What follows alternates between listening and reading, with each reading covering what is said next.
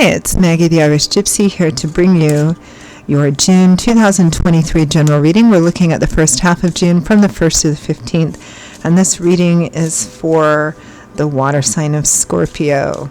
Welcome everyone. I hope you're all doing well. Thanks for being here, watching these videos. For those of you who like, share, subscribe, reach out for personal readings, recommend and refer, my gratitude always. Thank you. So Scorpio, this is for you, first half of June 2023. If your sun, moon, rising, or Venus sign is in Scorpio, if you're cross-watching for Scorpio, it is also relevant to general readings, so it'll resonate just a little differently for everyone.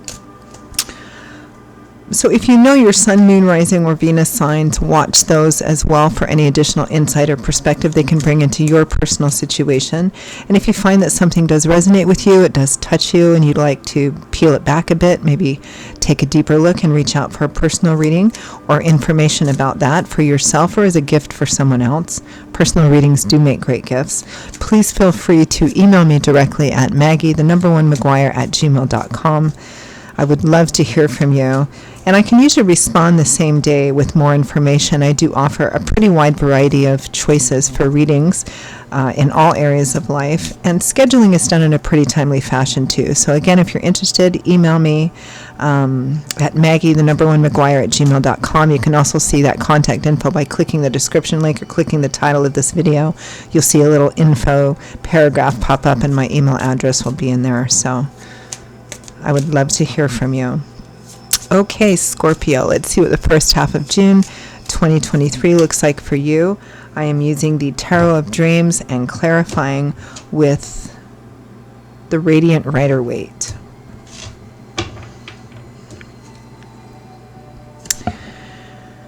We begin with the Four of Wands, one of the Happy Home cards. Traditionally, it spoke of celebratory event involving friends and family, most commonly weddings, anniversaries, any kind of party, unexpected blessings and happy surprises, perhaps attached to any event you might go to that might be around family and friends, or it could just represent marriage, home stability.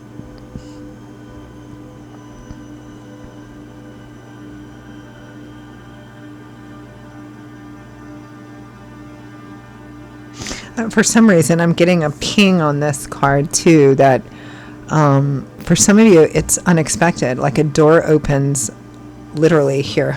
A door opens unexpectedly when or where you least expect it to. And it brings some kind of happy home energy or a celebratory energy. It could even be a wedding proposal for some of you.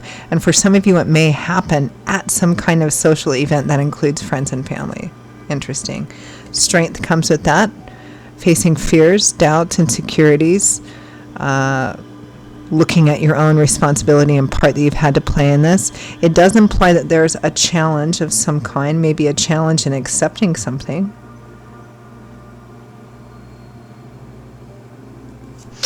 Next, we have the Seven of Wands, defending, protecting, guarding, not giving in, not compromising. This is, it's not aggressive, but it's more of a defensive card. It's a card of, I know what I know, and I'm not backing down from that.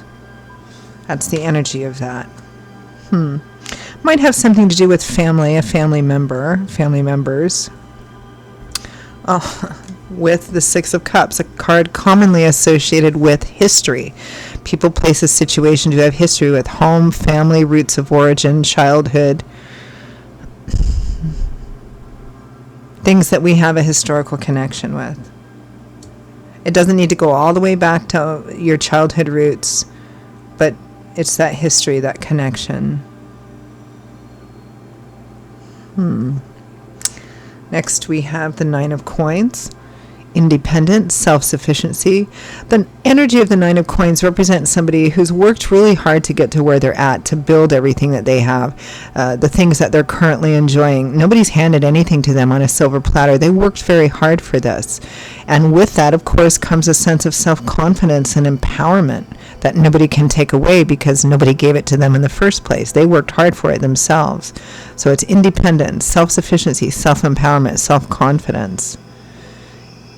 Whatever they want, they will take their time in choosing because it's not done out of a sense of need.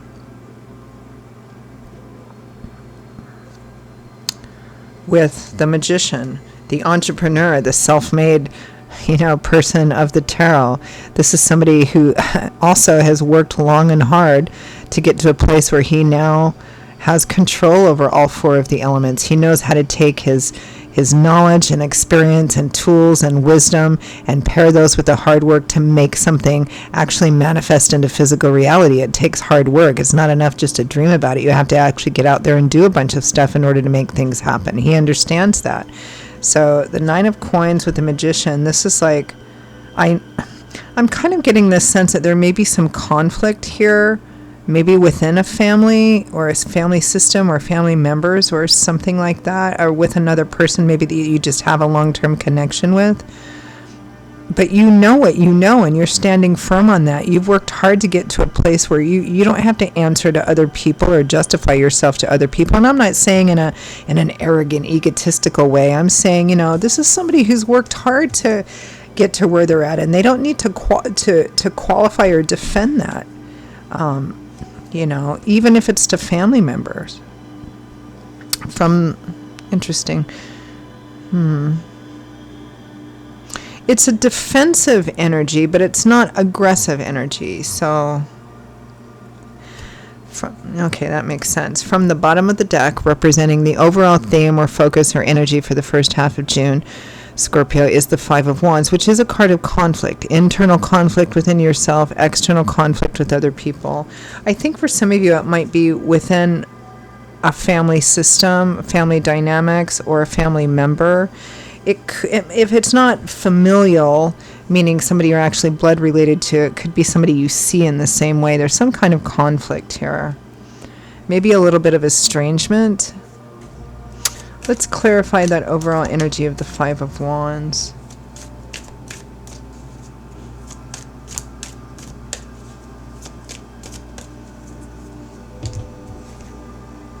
Yeah.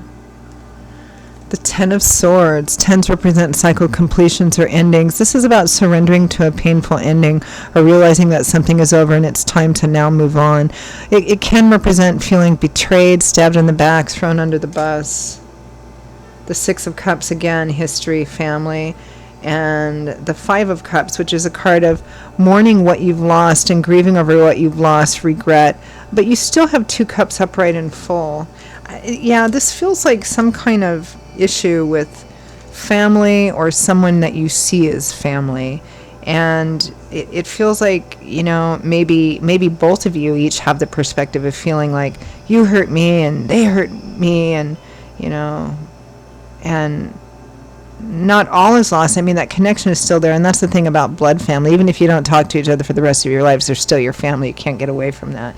It feels like not all is lost here, but there's definitely been some issues, and it still feels like it's kind of ongoing, and there's still kind of conflict about it, maybe even active arguing.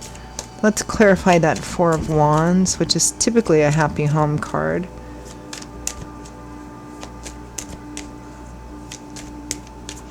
It feels here, too, like some of you are like, I can't give in to this thing. The other person or side wants me to give in to this, to do something that I feel compromises me, and I can't do that. Not even for the sake of the peace or the sake of reconnection. I can't go against what I know to be true.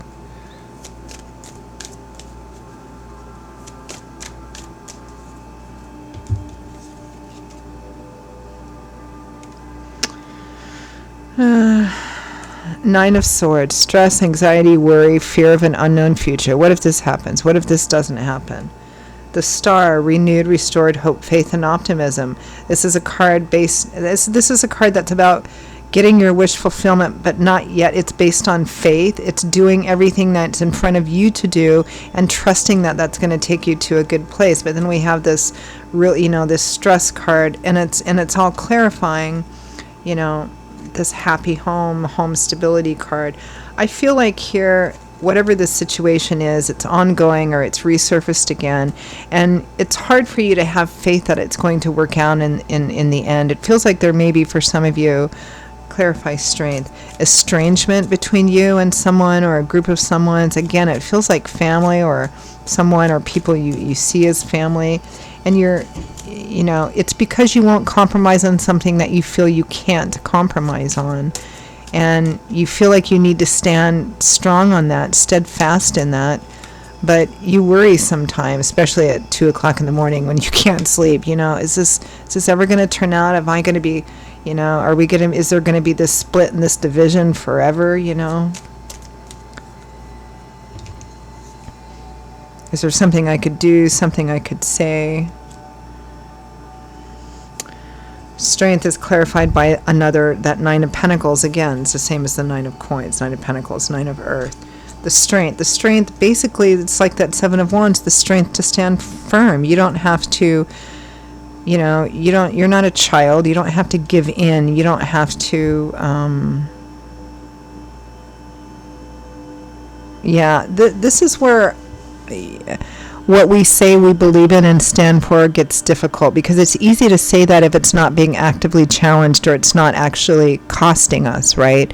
But what if you firmly believe something and you have a family member or people that you love that don't believe you, and they're like, well, if you don't side with us, we're not going to have anything to do with you anymore. And that's where what we say we believe in becomes difficult, and that's when it matters, right? Because it looks here like standing for what you believe in is costing you, particularly within some kind of family or family system.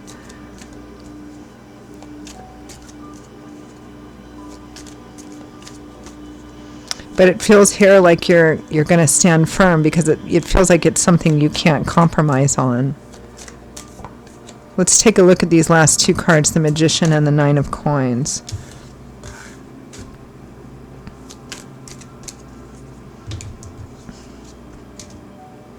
Yeah, the 5 of Wands again, the card of conflict.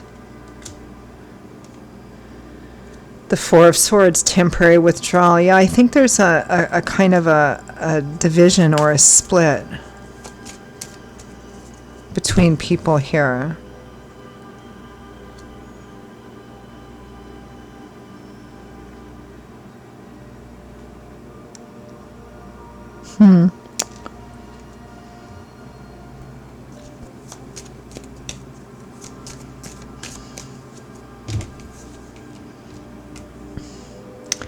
Ace of Swords, truth, epiphany, new perspective, information coming in. What is that about? The beginning of conversation.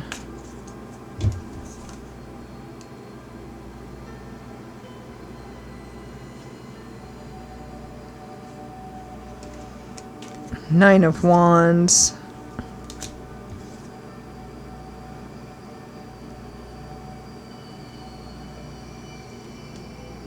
And the 4 of Wands again, with the Fool starting a brand new cycle.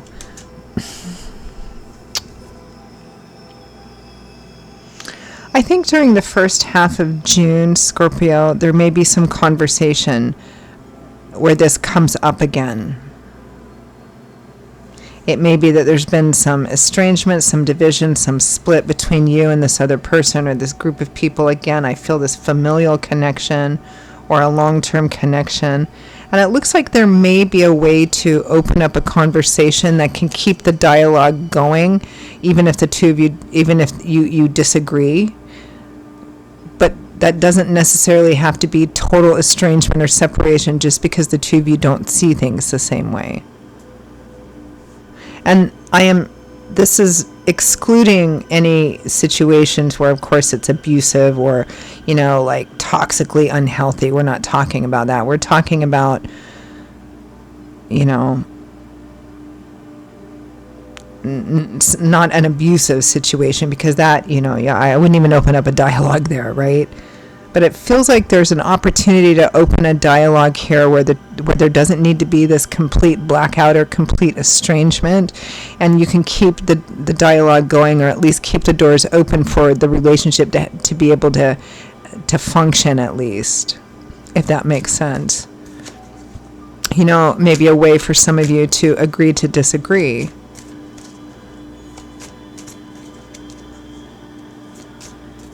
But I have a feeling this is something that's going to continue to play out. I mean, that this is not a quick fix, that it's going to continue to play out for some time. But it just feels like there's an opportunity to open a dialogue, or maybe look at it and talk about it in a different way, a way that's not so conflictive and argumentative. Advice, guidance, feedback from Spirit. Yeah, Four of Cups and Six of Pentacles. This is somebody reaching out. This is somebody making an offer. Somebody else isn't quite sure if they want to take it or not. I feel like this is an offer coming to you.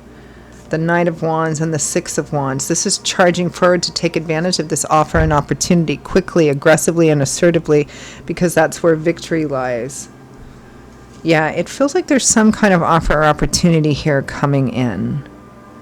You may have to be a little patient, but it is coming in, I think, within the month of June at least. I mean, we are looking at the first half of June, but these cards came out kind of at the end of it, so it might be, in the second half as well. And it feels like Spirit is saying, look, take advantage of this olive branch or conversation opening, something like that.